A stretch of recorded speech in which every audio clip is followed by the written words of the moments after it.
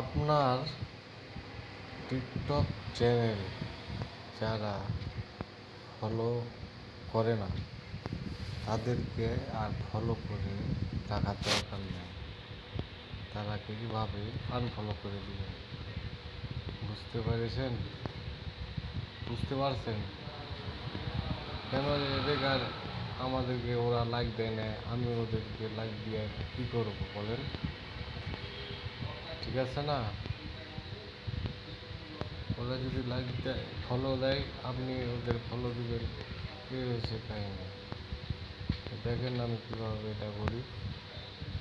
এই যে এই যে ফলো করে রাখছি আমি এরা আমাকে ফলো করে না, মানে আমার ফ্রেন্ড না, টিকটকের ফ্রেন্ড না এরা আমার। তাহলে এদেরকে রাখা দরকার নাই।